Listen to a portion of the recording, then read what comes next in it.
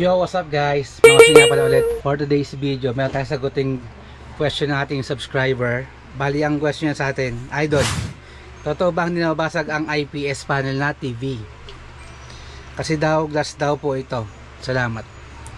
Bali, bago natin sagutin yung question niya, salamat nga pala sa mga nag-like, nag-subscribe sa ating channel. Bali, kung nagugustuhan yung mga video na ginagawa ko, please like, tapos sa uli, press nyo yung subscribe. Supportahan natin yung mga channel para masali pa dumami mga video na magagawa ko. Tapos bali sa 494 subscribers na ako, road to 500 subscriber ko. As I mentioned sa mga last video ko doon, ayun ang target ko for 500 subscriber. Alright, let's go. So yun guys, sagutin natin yung question niya. Bali, ang IPS panel, parang dinoble mo kasi yung panel, yung halimbawa ito yung TV, parang dinoble mo lang yung pinaka-glass niya, pero hindi yun talaga yung glass na matigas Bali, kasi ang demo ng mga product specialist daw doon sa IPS panel na ginagamit nila is, makikita niyo yun parang nagliliwanag. Kaya daw hard panel yung sinasabi nila, yung TV nila kasi wala daw niyan. Pero ang totoo, dinoble lang nila yung pinaka na panel. Pero same pa rin, pagka tinamaan pa rin yan ng matigas na bagay is mababasag pa rin yan. So ang sagot dun sa tanong niya kung nababasag ba yung IPS panel is yes, nababasag pa rin. Kung meron mga bata para sa inyo na malilikot, naglalaro, is pag ginawan pa rin ng matigas na bagay yan, same pa rin, mababasag pa rin yan. Tsaka yun yung yun yung nagiging parang mali sa market yung naging overcommit sila doon sa IPS panel na kesyo double coated nga yun. IPS panel na matigas daw, mali yun, mali yun. Pag kaya tinamaan pa rin ng matigas na bagay, basag pa rin yan. Kaya ingatan pa rin natin yung pinaka-panel ng TV natin.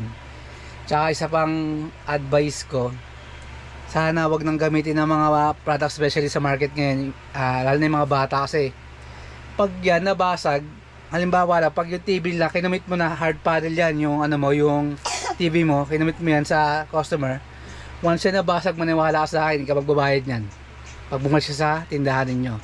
Kaya sana huwag natin gamitin pang sales stock, pang demo sa mga customers yung hard panel, kasi mapa IPS man yan or VA na panel, yung ganito yung sinasabi nilang malambot, pag tinamaan niya ng matigas na bagay, basag pa rin yan.